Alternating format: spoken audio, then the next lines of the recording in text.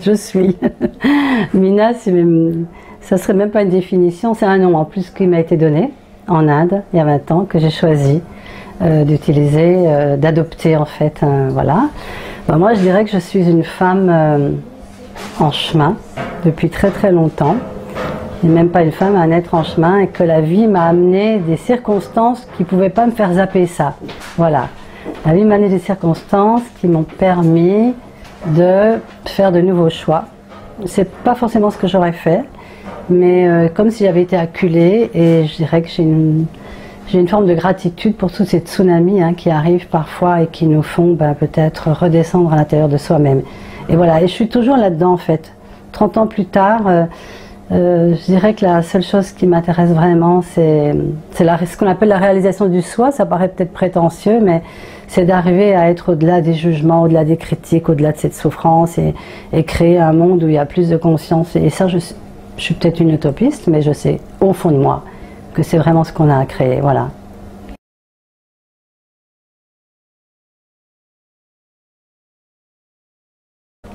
Je dirais que juste, depuis toujours, j'ai été appelée par quelque chose d'un petit peu plus grand que ce que je vivais, mais je ne savais pas ce que c'était. Alors j'appelais ça l'amour, mais maintenant je me rends compte que c'est plus grand que l'amour dont on parle dans la vie courante, qui est souvent une forme de dépendance ou de je te donne et tu me donnes. Donc c'était quelque chose de plus grand qui m'appelait, mais j'avais aucune idée parce que je suis d'un milieu très cartésien. Enfin, il n'y a pas du tout de religion, spiritualité dans ma première enfance, je dirais. Même si moi, il y avait quelque chose de plus de mystique, j'adorais les chants un peu, tu vois, orthodoxes, tout ça, mais bon, ça m'élevait. Je ne savais pas encore ce que ça voulait dire. Et en fait, très jeune, je me suis mariée, j'ai vécu une passion amoureuse à 18 ans. Avec un homme un peu plus âgé, et je dirais que c'est aussi un des aspects que j'ai à traverser dans cette vie, c'est comment aimer sans se perdre. Ça c'est un autre sujet encore, mais voilà. Mais c'est ce qui s'est passé jeune, je me suis un peu perdue dans cette relation, mais en même temps n'en ayant pas conscience, c'est-à-dire en trouvant que c'était magnifique, parce que j'étais comblée, j'étais fusionnelle, on fusionnait, etc. Et en fait, il y a eu un déclic de changement, ça a duré 7 ans, assez magnifique. Et au bout de 7 ans, j'ai eu mon premier enfant et mon deuxième enfant dans les 2 années qui ont suivi. Et là, il y a eu un grand changement, c'est que je découvrais une autre façon d'aimer, qui était quelque chose d'irrationnel, d'inconditionnel, etc. Et ça a créé des difficultés dans le couple, parce que mon mari était, je ne vais pas dire mon Dieu, mais enfin j'avais beaucoup idéalisé, et je pense qu'inconsciemment il s'est senti un peu mis de côté. Et là, ça a été les 7 autres années qui ont été très très difficiles, par contre, où la relation n'était plus cette relation fusionnelle dans laquelle je me nourrissais, mais une relation où tout d'un coup je prenais conscience que ce n'était plus juste, mais je ne voulais pas le reconnaître. C'était la pique de la relation merveilleuse, etc. Et en fait, je passe les détails parce qu'on les lira dans mon livre, mais à un moment donné, j'ai fait le choix de divorcer. Voilà. Et là, ça a déclenché un drame familial, puisque mon mari s'est suicidé, mais en emmenant les 2 enfants. C'est-à-dire que la maison a brûlé avec eux. Donc j'avais 30 ans. Je peux dire que c'était une mort de quelque chose, c'est sûr. Je suis morte à ma vie de l'époque, on va dire. Mais je suis aussi là pour témoigner qu'on peut mourir et renaître. Et pas de la façon dont on peut croire, parce qu'on ne peut pas imaginer qu'on peut renaître d'un truc pareil. Je crois que beaucoup de gens d'ailleurs se disent mais c'est pas possible, on ne peut pas. Non, on ne peut pas dans la tête, c'est sûr. Simplement, ce que je me suis rendu compte, c'est qu'il y avait quelque chose en moi qui était plus fort que la mort, qui était une vivance qui était là. Et il s'est passé quelque chose, un déclic. Et c'est pour ça que j'ai écrit ce livre, Apprivoiser le pardon. C'est que je vivais chaque jour en me disant comment j'allais en finir, quoi, au début. C'était ça. D'ailleurs, les gens autour de moi pensaient la même chose. Ce qui m'agaçait des fois, parce que je disais, moi j'ai le droit de penser ça, mais les autres déjà, ils m'enterrent vivante, ça me gênait un peu. Et peut-être qu'ils m'ont aidé finalement, parce que je me disais, ah bon, ah bon. Mais en même temps, c'est vrai que c'était, bah oui, c'est vrai. Et pourtant, il s'est passé quelque chose. C'est qu'un jour, au plus profond de mon désespoir, il y a eu maintenant ce que je comprends qui est comme une prière. À l'époque, j'avais aucune idée, je ne mettais pas d'étiquette, mais il y a eu un cri. Et je dirais un cri de l'intérieur, c'est-à-dire cette espèce d'appel de l'intérieur, un hurlement qui a été mais c'est quoi cette vie, mais qu'est-ce que je peux faire de ça, et pourquoi je suis survivante. Enfin bon, il y a eu un cri, et en fait que j'ai jeté non pas à quelqu'un mais dans l'univers, on va dire.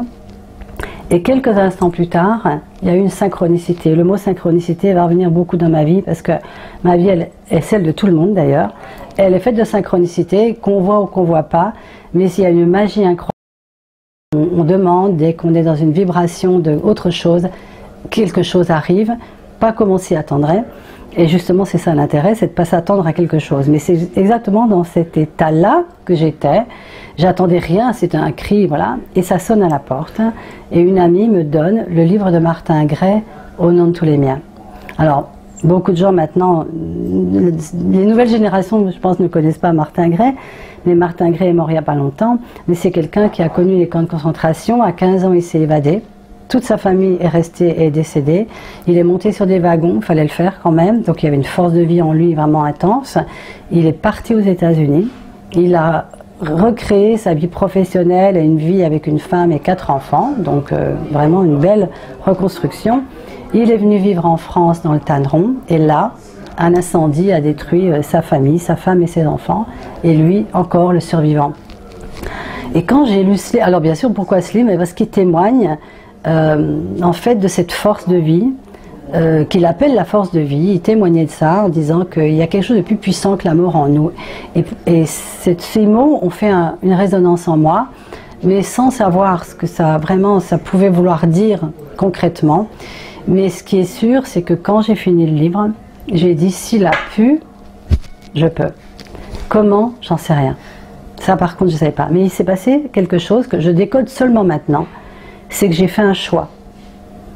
Et le choix, c'est vraiment ce qui permet aussi d'émettre une énergie finalement qui va nous amener des possibilités. Et quand j'ai fait ce choix, j'ai dit ok, ça va, je choisis de vivre. Pour l'instant, je survis, mais je peux aller plus loin. Mais comment? Et ce comment, c'était comme aussi un envoi dans l'univers. Mais c'est de là que tout a commencé. C'est-à-dire à partir du moment où j'ai fait le choix, mais sans savoir, c'est-à-dire que sans guidance, sans balise en fait, parce que j'avais aucune idée comment on pouvait continuer de vivre après un truc pareil, j'étais tellement outil à l'intérieur, mais néanmoins il y a eu ce choix d'aller dans un inconnu finalement, et je ne savais pas comment. Et ce qui s'est passé, et c'est les 7 années que j'ai écrites d'ailleurs, c'est que sans cesse il y a quelque chose qui est arrivé à moi. Une possibilité d'un voyage ou d'une thérapie ou d'une rencontre exceptionnelle. Et à chaque fois, en fait, j'avais le choix de dire oui ou non. C'est-à-dire que c'était pas tout d'un coup on me porte. Parce que parfois les personnes peuvent penser ça, c'est qu'on est porté, on n'a plus rien à faire. Non, non. Il y avait des possibilités qui venaient. On me parlait d'un voyage, mourir pour renaître, c'est cela. Je pouvais dire, et chaque fois, je disais oui, parce que j'avais rien à perdre. Et ma force de l'époque, ça a été, je n'ai rien à perdre. J'ai tout perdu. Puisque j'ai tout perdu, que j'ai rien à perdre, je peux tout faire. Alors je sais que parfois, pour certaines personnes, c'est incompréhensible que j'ai fait tout ce que j'ai fait. Mais pourquoi je ne l'aurais pas fait? Et donc pourquoi je ne le ferais pas? Et là, ça a été le début de commencer à faire des choix sans attendre l'approbation des autres. Parce que sinon, je n'aurais rien fait. En refusant tous les médicaments, parce que je me disais... Ok, je prends des médicaments, ben, je vais être une zombie parce que je travaille en psychiatrie, donc je connaissais l'effet des médicaments, Dieu soit loué, et j'ai dit non, ou ça passe ou ça casse. Et je crois que là, il y a eu un engagement à vivre. Je parle de ça parce que maintenant, ça me paraît très important, ça, je ne l'avais pas vu sur le moment, ça s'est fait tout seul en fait, mais il y a eu un engagement à vivre, quelle que soit la façon. Voilà. Et il est clair que les gens autour de moi, même s'ils m'aimaient, ils ne pouvaient pas savoir ce qui était juste et bon ou pas pour moi. Et s'il y a bien un message que j'aurais à passer, c'est celui-là. Personne ne sait mieux que nous.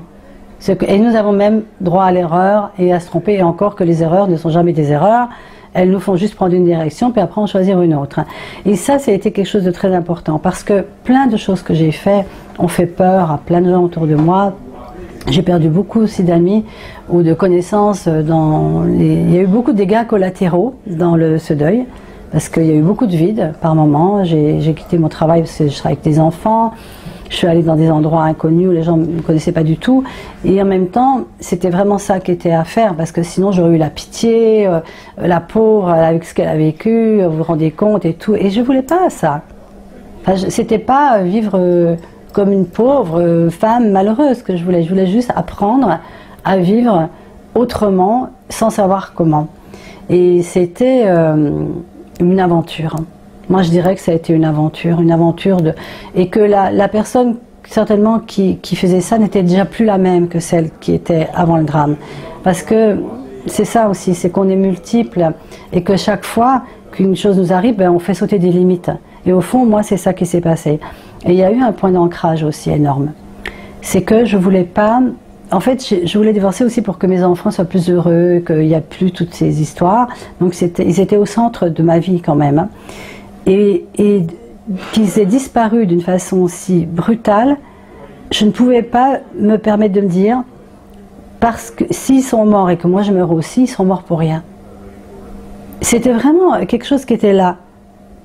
Ils sont morts parce que tu voulais la liberté, tu voulais une vie plus belle, tu voulais des relations plus harmonieuses.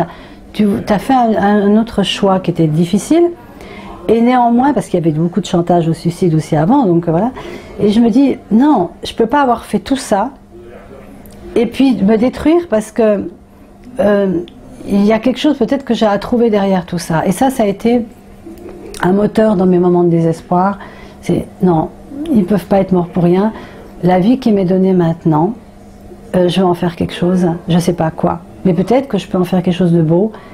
Et puis peut-être que ça peut éviter que d'autres tombent dans ce même piège, parce que dans cette histoire, je voudrais dire une chose aussi, je ne me suis jamais considérée comme une victime. Je ne sais pas pourquoi. Je crois que je savais au fond de moi que tout ça était plus ou moins une espèce de valse co-créative, de névrose mutuelle et peut-être même de choix de bien avant que nous arrivions là. Mais à cette époque-là, je n'étais pas du tout dans cette démarche-là, mais je savais juste au fond de moi que c'était pas aussi radical, il y a le méchant, il y a les victimes et tout ça. Et je travaillais donc en psy, donc l'inconscient je connaissais, et je me dis mais qu'est-ce qui a fait que j'ai choisi ce couple-là plutôt qu'un autre, plus léger, etc. Quelle est la partie de moi qui a consciemment s'est mis dans un drame potentiel, parce qu'on sait bien que tout existe potentiellement. Et c'était pas pour m'en blâmer, c'était comment sortir de ça. Voilà. Et j'avais aucune idée. Et en fait, tout ce qui est arrivé à moi, avec le recul, m'a amené à aller vers des prises de conscience. C'est-à-dire que, vu que je n'avais plus rien à perdre, toutes les idées toutes faites que j'avais sur comment devait être la vie, et puis tous ces charlatans qui parlent de confiance et d'âme, Dieu sait si j'avais des jugements parce que j'ai été, je dirais, endoctrinée à ça. On ne se rend pas compte, mais tout ce qu'on nous dit tout petit, ben, on y adhère et on est domestiqués, endoctrinés, je ne sais pas comment dire ça. Mais tout ça, ce drame a permis de faire casser toutes ces certitudes. Ce qui fait que ça m'a donné une ouverture à des choses que je pensais complètement folles. C'est-à-dire faire un voyage initiatique en Égypte, mourir pour renaître, on a fait des choses incroyables, marcher sur le feu, sauter à l'élastique, sauter d'un avion, enterrer vivant d'une thérapie, enfin des choses que, évidemment, je comprends, les gens ils disent mais c'est faut être fou. Mais parfois il faut passer peut-être par une forme de folie pour arriver à notre vraie connaissance intérieure et notre vraie sagesse intérieure. Puis je me dis des fois, la folie, est-ce que c'est vraiment celle-là, ou est-ce que c'est de vivre comme beaucoup de gens vivent, ils sont morts en étant vivants. Et pour moi c'était clair que je n'avais pas pu vivre ça pour vivre une petite vie tranquille, confortable, voilà, je m'assure mes garanties financières, je fais pas trop de choses difficiles ou graves, au cas où il m'arrive quelque chose. Alors là, j'étais plus du tout là-dedans, du tout. J'ai commencé à vivre intensément chaque jour comme si c'était le dernier. Et en fait, chaque jour m'a amené vers une renaissance, mais sans le savoir, sans m'en rendre compte. Mais chaque fois, quelque chose de nouveau arrivait. Je découvrais, j'ai vécu des expériences très étranges, je sentais des choses dans les cheveux, je me retournais, il n'y avait personne, j'avais une sensation de présence. Et n'oublions pas que j'étais pas du tout dans ce milieu-là. Et je vais voir une astrologue pour me moquer, parce que tout le monde disait oui, l'astrologie et tout. J'ai arrêté, l'astrologue, il vous écoute et vous leur parlez et puis il note tout. Puis comme quand même, je pense que je suis assez intègre, je me suis dit ok, puisque je dis ça, je vais le vérifier.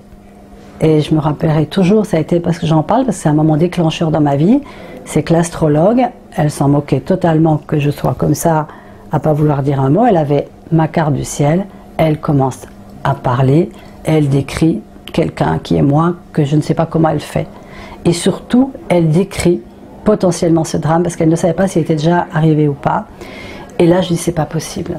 Elle peut pas savoir ça, comment c'est. Elle me dit, vous comprenez, et là, enfin, elle m'explique des trucs. Et là, j'ai comme un coup sur la tête. Mon côté rationnel, quoi, il y a tout d'un coup, waouh. Et je descends et je vais même vous dire, c'est que je me suis pris un whisky. Tellement j'étais comme ça. Attends, c'est quoi ça? C'est pas possible. Et il m'a fallu du temps pour intégrer. Et alors à la suite de ça, ben, j'ai vu un médium. Évidemment, j'y croyais pas non plus. J'étais comme ça. La même chose. Hein. Et puis ben, la personne, j'arrive, elle me regarde, je me dis elle louche ou quoi, enfin bon, parce qu'elle regardait mon aura, mais à l'époque je savais pas ce que c'était qu'un aura. Puis il dit oh là là, qu'est-ce que ça a dû être dur et tout. Puis je dis mais quoi? Mais tout, ces deuils, ces pertes et tout. Puis je dis mais attends, mais elle voit ça où? Et à un moment donné, là il y a eu un truc déclenchant. C'est que elle dit, alors qu'elle ne me connaissait pas, oh là là, c'est magnifique ce que je vois. Je vois deux enfants qui se donnent la main, une petite fille, un petit garçon, et c'est beau, et il y a de la lumière, et ils sont joyeux, et ils sont heureux, et il y a des fleurs. Alors moi, bien sûr, je pleurais toute l'âme de mon corps, en ne comprenant rien du tout à ce qu'elle racontait, puis en me disant, mais si elle voit ça, pourquoi pas moi? Pas bon. Et en fait, elle me dit quelque chose, elle me dit, il y a la petite fille qui dit, maman, on savait, on est venu là, pour que tu sois une grande dame. Wow. Là, je ne saisis pas totalement ce que ça veut dire, mais je suis bouleversée. Et là encore, ça a été les éléments déclenchants qui m'ont amené à lire cette fois des choses, à rencontrer des personnes qui me parlaient d'âme. Je dis oh non, pas lui, il parle pas d'âme et tout. Et puis d'âme d'une façon tellement sereine et d'une façon tellement claire que je commence à lire des livres là-dessus. Je me souviens, c'était Odette Pacta-Didier, le premier livre que j'ai lu là-dessus. Et puis des livres comme De la plénitude à la joie, des Metzcott, enfin des livres anciens en fait. Mais chaque fois, il y avait quelque chose comme qui s'ouvrait, qu'il y avait quelque chose en moi que je ne savais pas qui existait, mais qui était en train de prendre son envol intérieur. Hein. Évidemment, encore une fois, le difficile, c'était les autres, parce que je ne pouvais pas le partager avec les gens avec qui j'étais. Bon. Mais peu à peu, j'ai rencontré de nouvelles personnes. Et en fait, ce qui s'est passé, c'est que de voyage en voyage, alors il y a eu tout, il y a eu du chamanisme, j'ai même oublié, pour me dire, j'ai oublié même ce que j'ai fait, tellement c'est intégré à l'intérieur de moi, mais ça a fini que j'ai vécu aux États-Unis pendant un an, à Sedona, en Arizona, qui est un lieu très spécial, où j'ai rencontré des gens incroyables, des gens qui faisaient des cercles de guérison, enfin, c'était l'endroit où il y avait tout, du plus farfelu au plus magnifique. Et puis, finalement, je suis allée en Inde. Et je n'avais pas du tout prévu d'aller à Varanasi, mais j'y suis allée. Comme poussée par une facilité intérieure aussi, que je décris dans le livre parce qu'il m'est arrivé des aventures avec ça. Et en fait, le moment où quelque chose a changé radicalement pour moi, c'est quand j'étais sur une barque sur le Gange. Il y avait des foyers de crémation et d'un coup, je me dis, mais attends, je vais voir en fait... Mais ce qui s'est passé pour mon mari, mes enfants, j'avais jamais voulu trop, c'est fou, je m'étais coupée de ça. Et moi, on m'a donné des urnes, hein. J'ai jamais rien vu, hein. On m'a donné des urnes, et puis voilà, puis même j'ai été les voler pour les voler au cimetière, pour les ouvrir et que les cendres aillent dans la nature. Je fais ça toute seule. Je supportais pas que ça soit enfermé, ça me paraissait bizarre de mettre des urnes dans une tombe, mais voilà. Et là, je sais pas ce qui m'a poussée. Et en fait, je vois ça, je vois le moment où ils mettent les corps, hein, où ils mettent dans l'eau pour bénir, ils les mettent sur les foyers de crémation. Et là, contrairement à ce que j'aurais pu imaginer, il y a une espèce je ne sais pas comment l'expliquer. Comme une grâce, comme une ouverture totale de tous mes sens, de tout, où j'étais là, ouais, mais la mort n'existe pas. Ce qu'on est en train de mettre sur le foyer, c'est un cadavre, c'est une carcasse. Mais l'être, il vole, il est libre. Et j'étais dans une allégresse, mais incroyable. Et tout d'un coup, ce qui est monté, c'est une gratitude sur ma vie, sur toutes ces années où en fait j'avais l'impression que vraiment je saisissais que la vie c'est tout le temps, c'est avant le corps, c'est après le corps, et voilà. Bien sûr, on n'a plus les êtres avec nous et ça c'est terrible, on peut plus les aimer, les prendre dans les bras, mais il n'y a pas cette disparition totale, et je n'avais plus que de la gratitude pour ce cheminement de 7 ans, ça faisait 7 ans. Et c'est là où je dis que ce que j'ai reçu à ce moment-là, c'est le don de l'épreuve. Et moi, c'est ça que j'appelle le pardon.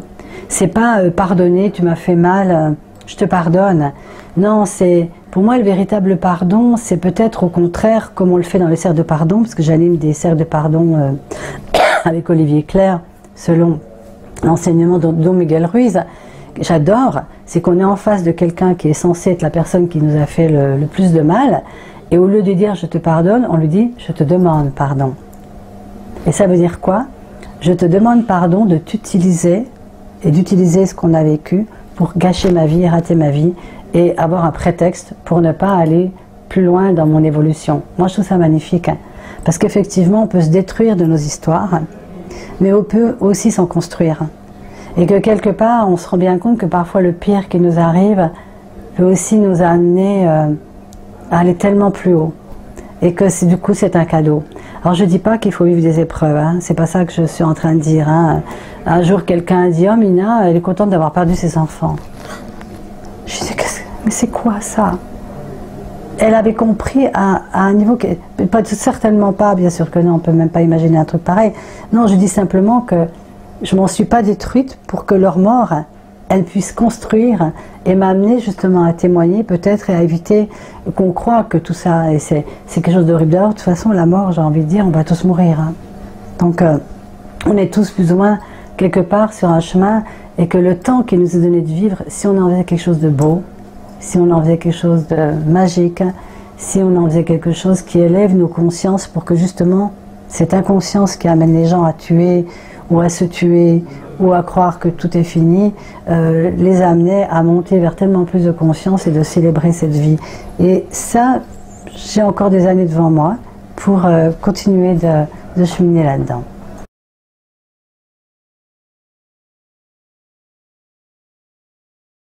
C'est une continuité en fait. Oui, alors, je voudrais juste rebondir sur cette notion de pardon. Moi, j'ai jamais cherché à pardonner. J'ai juste cherché à rester vivante et à pouvoir, non pas survivre, mais vivre et continuer peut-être à avoir quelque chose de beau de cette vie. Et en fait, je voudrais dire que ce livre, au départ, il ne portait pas ce titre, ça s'appelait « Le choix de vivre », qui pour moi était vraiment ce que j'avais fait. J'ai choisi de vivre. Mais le premier éditeur, ce qu'il avait capté lui, c'était qu'il y avait un pardon, mais non choisi intellectuellement. C'est-à-dire que c'était, comme je disais, le don reçu de l'épreuve. Donc effectivement, c'est pas la même notion de pardon, parce que pour moi aussi, pardonner, dire je te pardonne à quelqu'un, honnêtement, ce que je veux dire, c'est que pour moi, il y a une forme de supériorité. Voilà. Ça veut dire, moi, je suis tellement bon que malgré le mal que tu m'as fait, je te pardonne. Mais en fait, ce qu'on oublie, c'est que c'est une co-création. Et tout mon chemin, c'est de sortir du fameux triangle victime, bourreau, sauveur. Tant que l'humanité va être enfermée là-dedans, qu'on pense qu'il y a les méchants, les gentils, les sauveurs, on ne va jamais sortir de ça, on est englué. Pour moi, ça m'a obligé à sortir de ça. Il y a eu un bond, un saut quantique, j'ai envie de dire même. Et qu'on sait très bien que ce qui se passe au niveau individuel, ça se passe la même chose au niveau collectif. Si tu regardes l'histoire de l'humanité, elle est enfermée dans le triangle victime, bourreau, sauveur. Les victimes d'une époque dans les nations deviennent les bourreaux d'une autre et après deviennent les sauveurs. Et c'est comme ça depuis la nuit des temps. Et tout mon cheminement, ça a été, mais comment sortir de ce triangle victime, bourreau, sauveur? Et les 7 années que j'ai vécues là, au moment où je suis arrivée à Binares, ont été, je dirais, le chemin de la guérison de l'émotion, peut-être, de l'enfermement dans l'histoire. Mais ensuite, il y a eu un avant et un après, il y a eu plusieurs vies, tranches de vie. Mais quand je suis rentrée ensuite d'Inde, j'ai fait ce que Martin Gray m'avait demandé, parce que je l'avais eu, je l'avais remercié, il m'avait dit si un jour vous êtes guéri, témoignez. Alors je me suis assise devant ma machine à écrire, il n'y avait pas d'ordinateur à l'époque, et j'ai commencé à écrire en fait tout, mais sans avoir d'idée. Hein. Et quand ça a été fini, je me suis dit, waouh, c'est là que j'ai vu ce qui s'est passé. Et en fait, ce que j'ai vu, c'est qu'effectivement, je n'avais pas cherché à pardonner, même si l'éditeur c'est ça qu'il a eu, mais que finalement c'était ça le chemin. C'était de trouver le don qui était caché derrière l'épreuve. Donc pardon, en fait.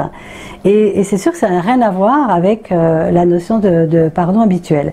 Et alors, cette aventure de reconstruction m'a amené à la physique quantique, m'a amené à Sri Aurobindo, Omer, qui ont beaucoup écrit sur les mémoires cellulaires, m'a amené à la sophrologie, à la régression. Enfin, j'ai fait, je crois que toutes les thérapies possibles qui pouvaient m'amener à être libre, parce que mon idée c'était de devenir libre, libre de mon passé, pas du passé, de l'oublier. Parce qu'un jour quelqu'un m'a dit c'est facile d'oublier. Non, on n'oublie pas et c'est pas le but d'oublier. Le but c'est de ne plus être embarqué toujours dans la souffrance, des réminiscences, de penser à ce qui est arrivé. Et en fait, de le transmuter. Et c'est ce qui m'est arrivé. Et je ne savais pas que j'allais le faire. Je peux juste témoigner que ça s'est fait. Et je dis pas que c'est ça qu'il faut faire non plus. Juste Martin Gray, il a témoigné. Et ça m'a donné envie. Donc je me dis, si je témoigne et que ça donne aux autres envie, tant mieux, même s'il n'y a qu'une personne. Et puis peut-être que tous les autres diront, c'est quoi cette folie, voilà. Mais moi, ce que je sais, ce que j'ai découvert dans ce cheminement, c'est qu'il y avait plus grand que moi, il y avait une puissance en moi qui était connectée avec quelque chose peut-être de plus grand à l'extérieur de moi. Et j'ai commencé à voir le monde, comme je le lisais en quantique, qu'il est vibratoire, qu'on est dans un monde vibratoire. Je n'avais pas cette notion-là avant. Et comme dit Einstein, en fait, je suppose que c'est Einstein qui l'a dit, mais c'est ce qui est écrit en tout cas, mais même si c'est pas lui, c'est pas grave. Nous sommes des antennes vibratoires et nous attirons à nous des événements et des situations, des personnages qui correspondent à cette vibration.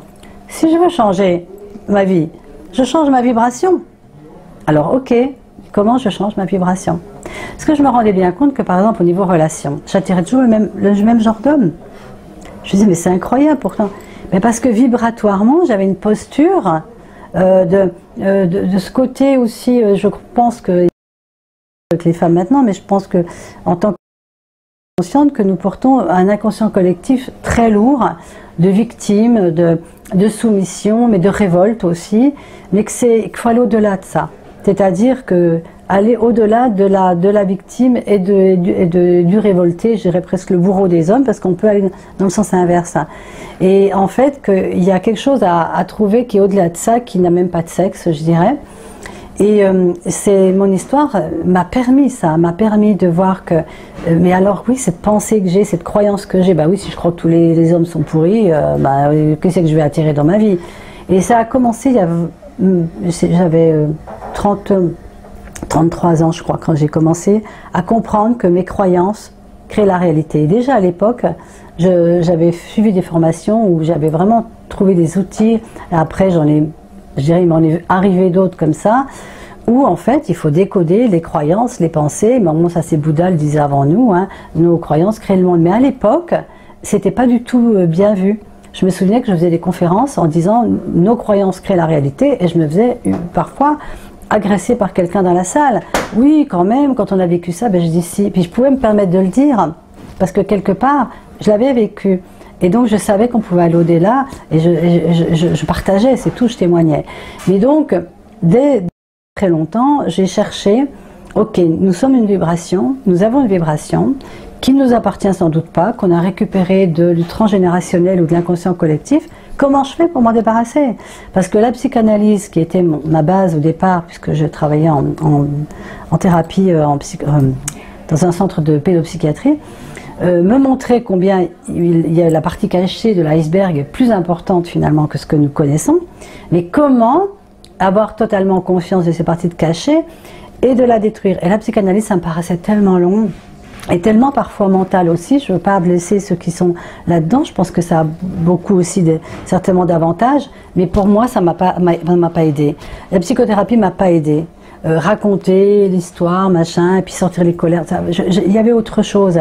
Et cette autre chose, je l'ai trouvée en allant observer toutes les croyances que j'avais dans ma vie, sur ma vie, qui étaient des limitations énormes que je n'avais même pas vues. Et donc j'ai commencé déjà à cheminer il y a longtemps et de faire des stages, d'accompagner les gens là-dessus, mais il me manquait encore des outils. Je cherchais, bon, EMDR, EFT, etc.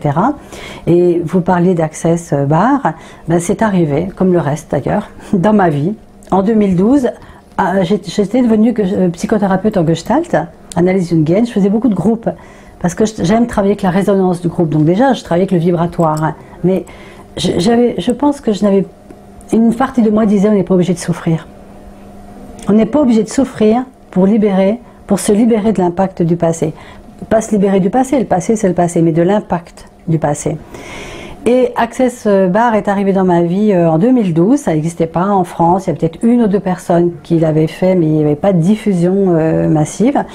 Et au début, je ne savais pas ce que c'était, je ne comprenais pas, mais j'avais compris que ça pouvait libérer des points de vue fixes, des jugements, des conditionnements qu'on avait amalgamés en nous, pas en faisant du blabla et ni en se roulant dans la souffrance, mais dans une première approche, parce qu'il y a d'autres choses que Access Bar, mais qui était de mettre les doigts sur la tête dans des zones précises, qui créent des barres électromagnétiques qui vont dissoudre des cristallisations de points de vue, de mémoire, etc.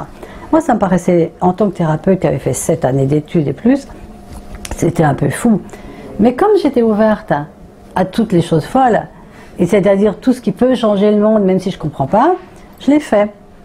Et comme je ne voulais pas me ridiculiser, j'ai contacté des thérapeutes, des gens qui étaient déjà dans l'énergie, des radiesthésies, etc., en disant voilà, je fais ça. Et je me suis retrouvée avec 12, je crois, ou 14 personnes la première fois. D'ailleurs, j'étais étonnée. Et je leur ai demandé leur feedback, parce que c'était ça que je voulais avoir. Et ça a été vraiment extrêmement positif. À partir de là, d'octobre 2012, j'ai plus arrêté. C'est-à-dire que j'ai transmis cette méthode. Pourquoi? Parce qu'elle est hyper simple et que ça permet de libérer, même sans savoir ce que c'est. On n'a pas besoin de savoir ce qui s'en va. Alors que dans les thérapies classiques, il faut toujours chercher pourquoi maman m'a pas donné le biberon, puis papa m'a fait ci. Là, non. Et d'accord, ça paraît bizarre, mais ça marche. C'est incroyable, je l'ai vu.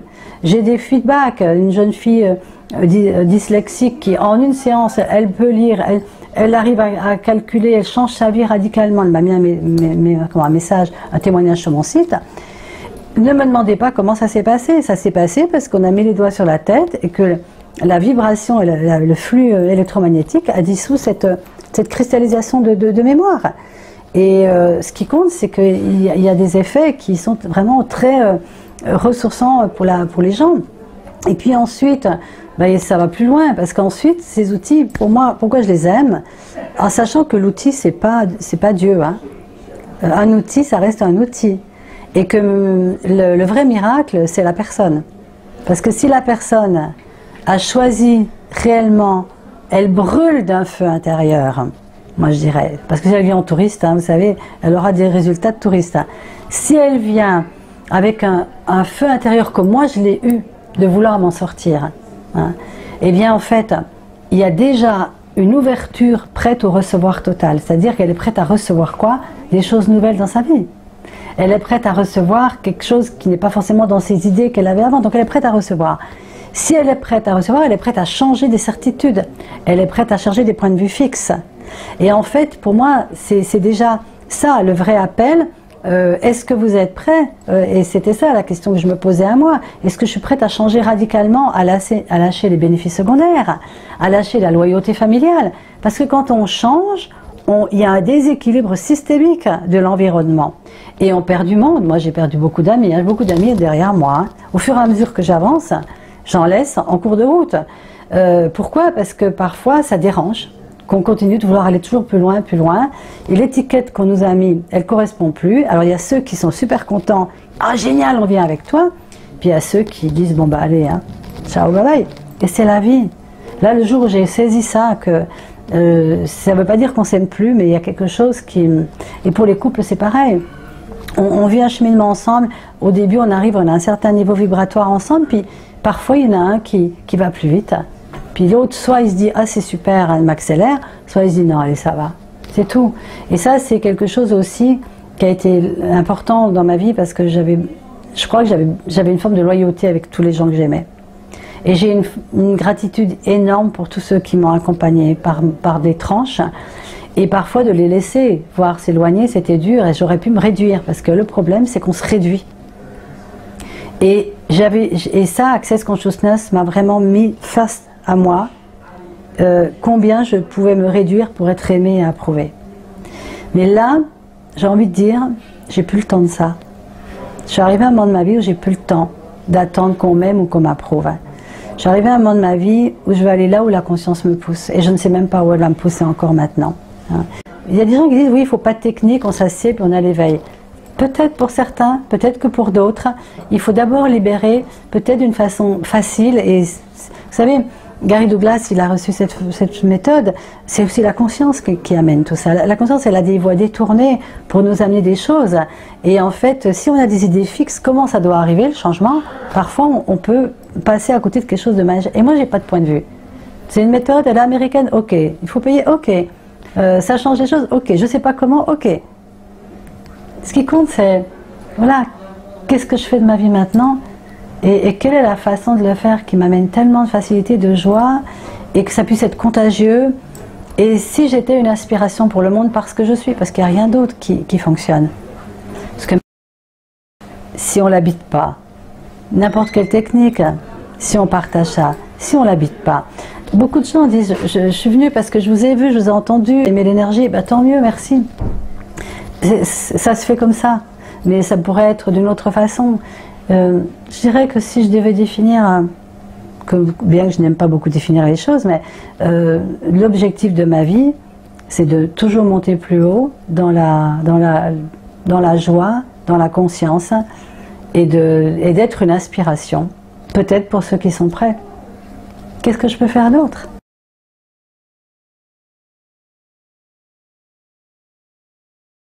Ouais, c'est ça, mais c'est vraiment ça.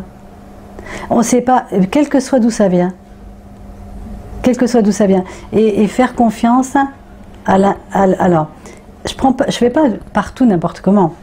J'ai oublié de le dire et c'est important. Ma guidance, j'ai un GPS. J'ai un GPS intérieur, et ce GPS intérieur, c'est l'enthousiasme et la joie. Tout ce qui n'est pas ça, c'est mental. Et je ne veux plus me laisser guider par le mental. Parce que le mental, il m'a fait tomber et retomber et tout. C'est un serviteur, je ne dis pas de mal du mental. Le mental, l'intellect, le savoir emprunté, bon ben voilà. Mais il y a un autre savoir que nous révèle l'expérience de la vie, c'est le savoir connecté à la conscience. Et pour moi, mon chemin maintenant, c'est pas avec qui ou comment, c'est je donne la main à la conscience. Alors ça paraît étrange, mais pour moi, c'est ce champ vibratoire quantique dont parlent maintenant aussi certains scientifiques. C'est que il y a une citation d'un poète soufi, Kabir, qui dit « L'échec est égal à vous moins Dieu ». J'ai envie de dire, pour ne pas mettre de connotation religieuse, l'échec est à vous moins la conscience. C'est que quand on fait les choses uniquement avec le mental et avec des stratégies, c'est là qu'on se plante et qu'on souffre pour rien. Mais si on suivait toujours notre intuition, et on sait ça, le nombre de fois on dit « mais je le savais ». Et l'intuition, qu'est-ce que c'est? C'est la guidance intérieure, quand le mental est désactivé, on va dire, et qu'on peut vraiment être en contact avec le percevoir de notre corps, parce qu'en fait, on perçoit avec le corps. Et j'ai mis longtemps, tu sais, à comprendre pourquoi la conscience, elle venait se balader dans un corps sur Terre. J'ai dit, mais pourquoi la conscience, elle se réduit dans un corps? Mais j'ai compris, parce que c'est des expériences nouvelles. Parce que quand la conscience est dans un corps, parce que je ne suis pas un corps, je suis juste une conscience dans un corps, mais je ne suis pas que le corps, je suis au-delà de ce corps. Et c'est ça que j'ai expérimenté. C'est qu'en fait, quand on fait de l'expansion de conscience en méditation ou autre, on va au-delà de notre corps. Notre corps, c'est notre véhicule terrestre. Et il faut en prendre soin, parce que c'est grâce à lui qu'on capte quand on est sur Terre. Et en fait, longtemps, je me suis dit, mais c'est quoi percevoir? Mais percevoir, c'est avec le corps qu'on perçoit. C'est-à-dire que l'intuition, elle n'est pas dans la tête. Quand on a une intuition, c'est là qu'on la sent. Et en fait, si je recommence à être en lien avec mon corps, que je commence à remercier mon corps et à l'aimer, à en prendre soin, parce que parfois on a tendance à ne pas le faire quand on est dans une démarche spirituelle ou autre, mais c'est mon outil de connexion avec la conscience. Et en fait, de quoi j'ai besoin sur cette planète Terre? J'ai besoin d'être en contact avec mon véhicule et de l'aimer, et de le célébrer et d'en prendre soin, et de poser des questions à la conscience. Bon, mon GPS, qui communique avec moi par l'enthousiasme et par la joie. Ah, là tu vas à gauche, ok. Ah, à droite, première rue à droite, après tu vas à droite. Mais c'est ça ma vie. Ma vie, elle est guidée par le GPS de la conscience. Et parfois, il m'arrive de faire des erreurs quand j'écoute surtout le mental. Ça peut me revenir. Ça m'arrive. Ça m'arrive parce que je suis là, hein, puis d'un coup, attends. Là, j'ai traversé ces derniers mois une période de confusion. Je me dis, mais il y a un truc qui ne va pas. Parce que j'avais des idées de comment les choses devaient se passer. Et à un moment donné, j'ai lâché. Et ça y est, ça s'ouvre. Ça s'ouvre. Et donc, c'est ça aussi, c'est que mon GPS, c'est l'enthousiasme et la joie. Et c'est ça qui me permet de savoir si oui, je vais là, ou sinon je vais là. Et parfois, c'est en contradiction avec quelque chose qui a l'air très beau que le mental nous montre. Hein? Parce que notre être intérieur peut avoir envie d'une autre expérience. Et pour moi, c'est on peut parler d'outils, mais c'est la seule chose qui compte. Qu'est-ce qu'on peut vouloir d'autre que d'être plus conscient que ce que nous sommes? Si on est conscient, est-ce qu'on continue de tuer, de faire des guerres, de tuer les animaux, de souiller la terre? C'est l'inconscience qui fait ça. Quand on est conscient, on ne peut pas faire ça. Voilà. Donc le seul chemin, je dirais que moi j'ai fait de la politique il y a quelques années. Je me suis même présentée à la députation dans le Vaucluse avec un mouvement justement qui parlait de conscience et d'écologie, etc. Et ça a été mon premier départ de me dire, mais en fait, la vraie politique, c'est de devenir conscient. Quand j'anime des séminaires, je dis aux gens, vous savez qu'on est en train de faire de la politique là? Ils sont là. Oui, la véritable politique. Celle qui consiste à ce que nous reprenions chacun notre pouvoir et notre pouvoir de choisir. Et mon chemin, c'est d'amener, aussi bien moi-même que ceux qui veulent bien être avec moi, ou en tout cas recevoir ce que je transmets, c'est que notre chemin, c'est d'être libre. Libre des conditionnements, libre de tout, hein, et d'être dans une joie qui est celle que quand on est relié avec la conscience. Qu'est-ce qu'il y a de plus grand que ça? Je vois pas. Quand je pars faire une conférence, je ne prépare jamais rien, je ne sais même pas ce que je vais dire. Parfois, je ne sais même pas le titre, je suis obligée de demander aux gens. Pourquoi? Parce que je ne veux pas parler avec ma tête. Et je me suis rendu compte que j'avais jamais le trac, puisque c'est la conscience qui parle à travers ma bouche. Donc comment j'aurai le trac? Le trac, c'est quand on veut se souvenir de quelque chose. Et alors, qu'est-ce que ma vie est plus facile? Enfin, surtout pour ce genre de choses. Les stages, les conférences, je n'ai jamais de stress. Parce qu'il va se passer une magie qui ne vient pas de moi. Moi, je suis juste un peu un chef d'orchestre, hein, avec la musique qui nous traverse, finalement, on va dire. Hein. Je reconnais. Peut-être qu'on est tous un peu médiums, finalement. Moi, je me définis pas comme médium, mais je crois quand même que je capte énormément de choses et que la plupart de mon travail vient de ce que je capte, de ce que je perçois. Moi, j'appelle ça percevoir.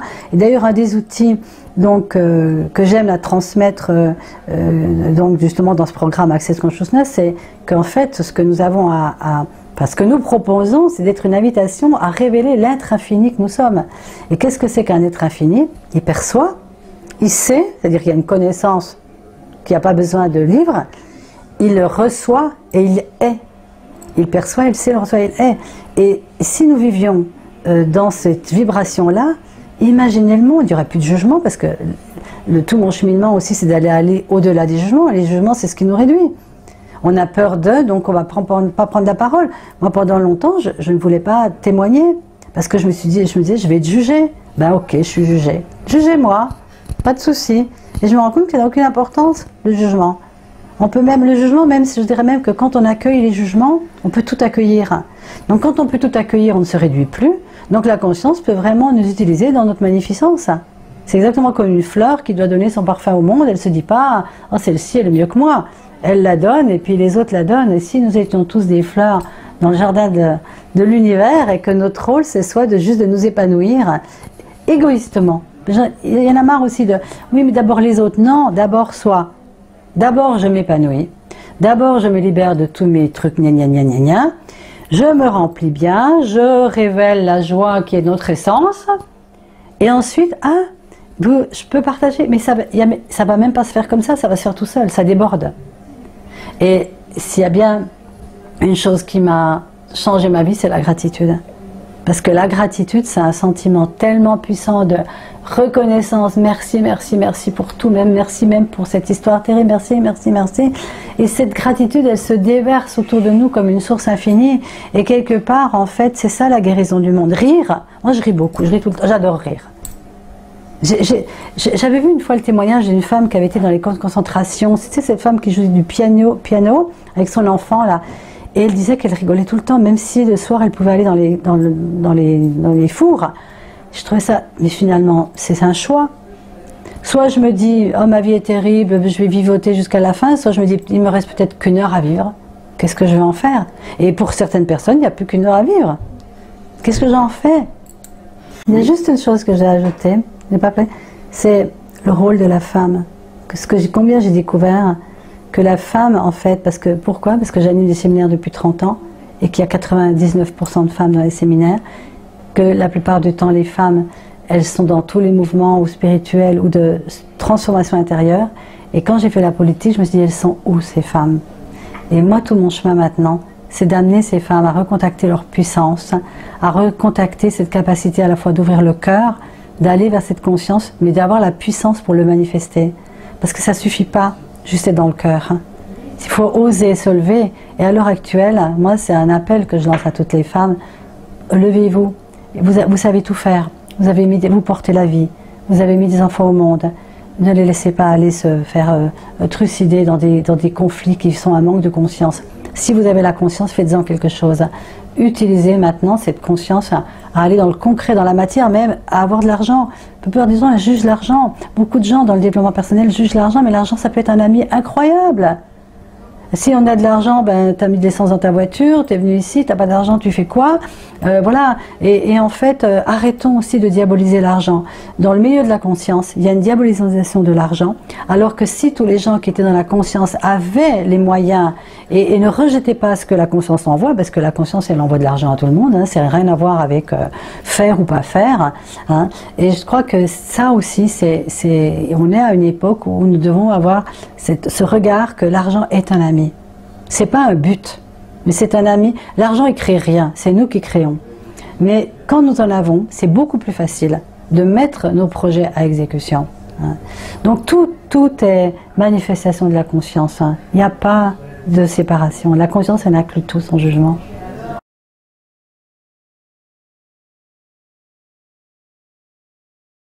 Merci pour cette possibilité de partager ce qui m'anime.